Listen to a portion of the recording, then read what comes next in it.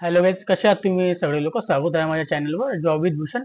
आजच्या व्हिडिओमध्ये गाईज आपण बघणार आहे पिंपरी चिंचवड महानगरपालिकेसाठी वॅकन्सी निघली आहे. ही जी वॅकन्सी असणार आहे गाईज बिल्डिंग चेकरसाठी असणार आहे. इथं जे असणार आहे तुम्हाला अप्लाय करण्यासाठी फक्त 10वी उत्तीर्ण आपण पाहिजे.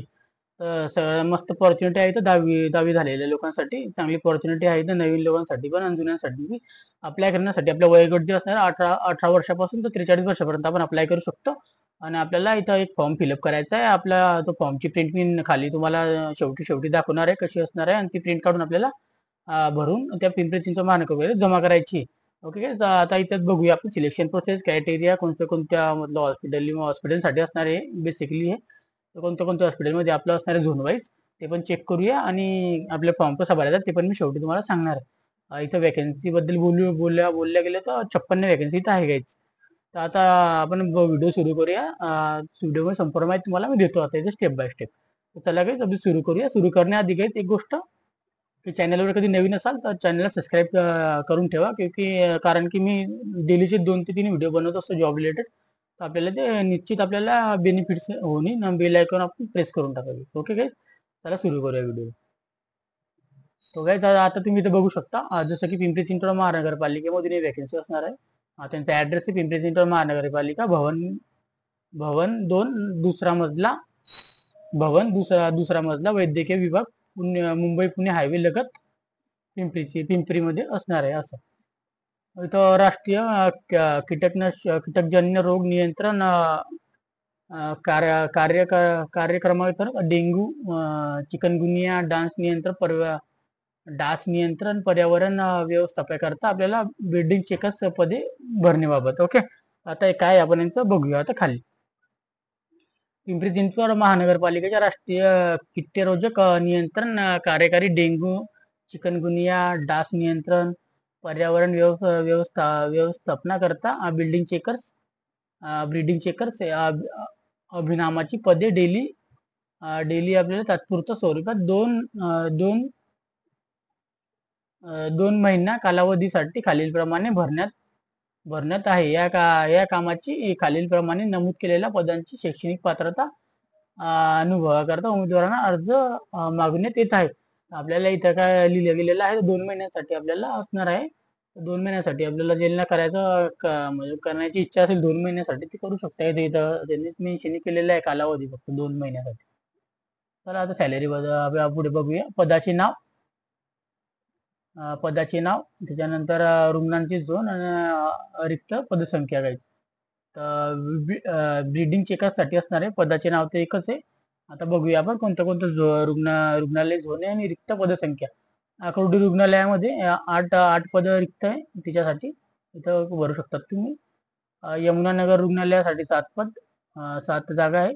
भोसरी रुग्णालयासाठी 9 जागा.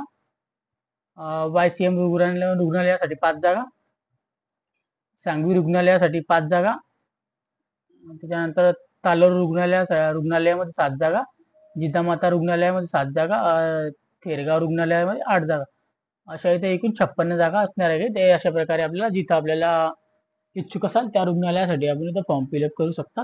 इथं बघू शकता तुम्ही काही. ओके. सगळी माहिती आपण स्टेप बाय स्टेप बघूया आता. बिल्डिंग चेकर्स या पदाची शैक्षणिक अर्हता व वय खालीलप्रमाणे आहे. तर कशा प्रकारे आपण बघूया आता इथं शैक्षणिक पात्रतासाठी आपण बघूया. या पदासाठी उमेदवाराची शैक्षणिक अर्हता मतलब पात्रता किमान 10वी उत्तीर्ण असणे आवश्यक आहे. म्हणजे आपल्याला फक्त 10वी उत्तीर्ण असलेले त्यांना पाहिजे. इथं वय इथं लिहिले गेलेले आहे काही किमान इथं 18 वर्ष ते 43 वर्षापर्यंत आपण इथं अप्लाय करू शकतो. Okay guys. तर अटी आणि शर्तीबद्दल इथं लिहिले गेलेलं आहे. इच्छुक उमेदवारांनी 3 जुलै 2024 11 जुलै 2024 पर्यंत सुट्टीचे दिवस वगळून, म्हणजे सुट्टीचे दिवस काढून बरं, ज्यामुळे सुट्टीचे मायनस होतील, ते सकाळी 10 ते सायंकाळी 5 वाजेपर्यंत वैद्यकीय विभाग दुसरा मजला आवक जावक कक्ष मध्ये जायचं. आपल्या आवक जावक कक्ष पिंपरी चिंचवड महानगरपालिका भवन इथं आपल्याला इथे विविध नमुदी कक्ष मुदतीत समक्ष येऊन अर्ज सादर करावा. कालावधीनंतर प्राप्त अर्जाचा विचार केला जाणार नाही.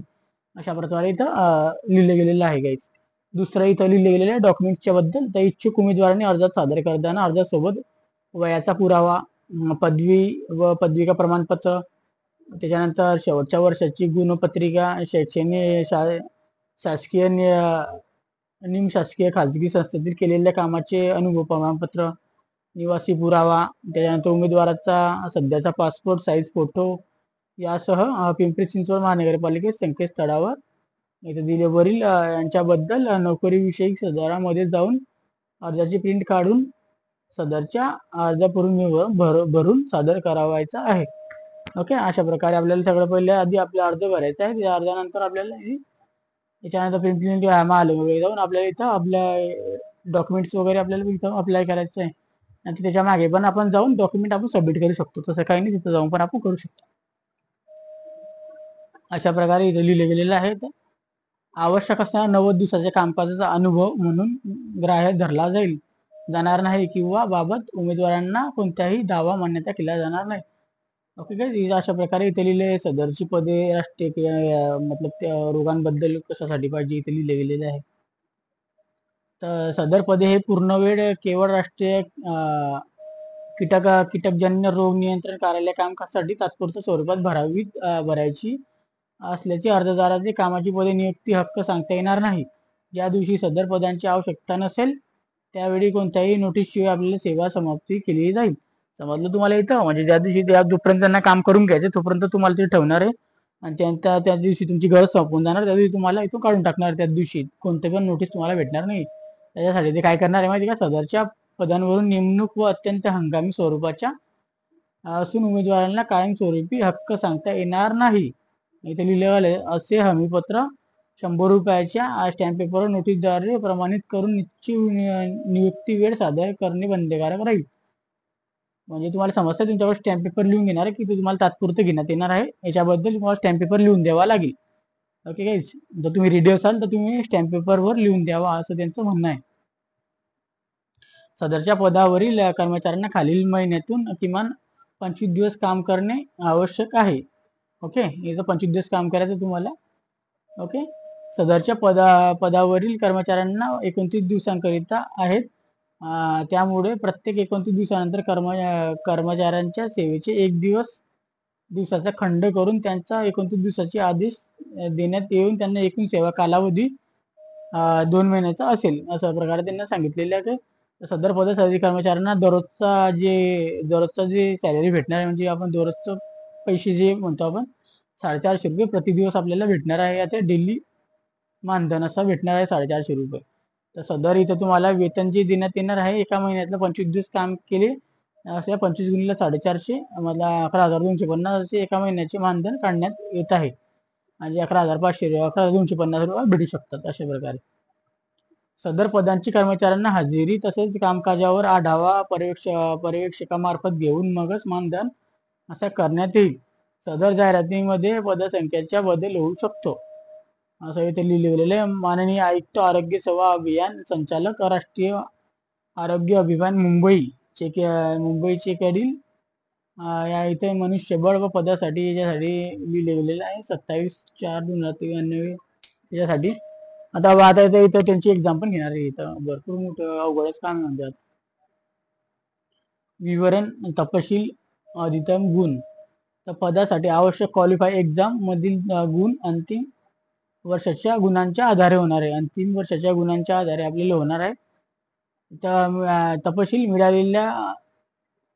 मिळालेल्या एकूण गुणांच्या टक्केवारी 50 प्रमाणे प्रोपोर्शन काढावे. त्यानंतर उदाहरणार्थ 60% गुण प्राप्त असल्यास त्याचे 50% प्रमाण प्रमोटेशन 60/50 बरोबर 100 बरोबर 30 अशा प्रकारे असं लिहिले गेलं आहे. तर 50 गुण आपल्याला असणार आहे इथं काही असं लिहिले गेलेलं आहे. पदाची आवश्यकता शैक्षणिक अर्हता अधिक संबंधित शैक्षणिक अर्हता असल्यास संबंधित विषयांमध्ये अधिक शैक्षणिक अर्हता विचारात घेतली जाईल. अधिक गुण 20 गुण घ्यावेत. मिळालेल्या एकूण गुणांच्या टक्क्यावर 20 प्रमाणे काढावे. उदाहरणार्थ स्टाफ पदासाठी BSc आवश्यक असलेले गुण वगैरे आहे इथे लिहिले गेलेले आहे. ते 20 गुण असणार आहे असं काहीतरी आहे यांचा. संबंधित पदांची निगडीत अनुभव प्रत्येकी 1 वर्षासाठी 6 गुण घ्यावेत असं लिहिलं गेलेलं आहे. म्हणजे 30 गुण इथं आणि 100 गुण आपलं असणार आहे. हे तुम्ही नीट त्यांनाच विचारून घ्यायचं तिथे गेल्यानंतर, अर्ज केल्यानंतर ते कशा प्रकारे इथं.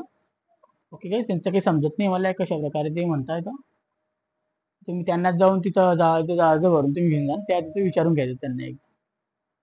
त्याच्यानंतर इथं पदासाठी पिंपरी चिंचवड महानगरपालिकेत उमेदवारांची विहित वगैरे केली जाईल अशा प्रकारे इथे लिहिले गेलेले. आधार कार्ड, मतदान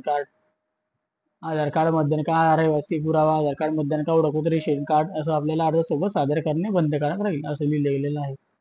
तुम्हाला डॉक्युमेंटेशन पण मी इथे सांगून दिलेलं आहे, सगळं काही सांगितलेलं आहे.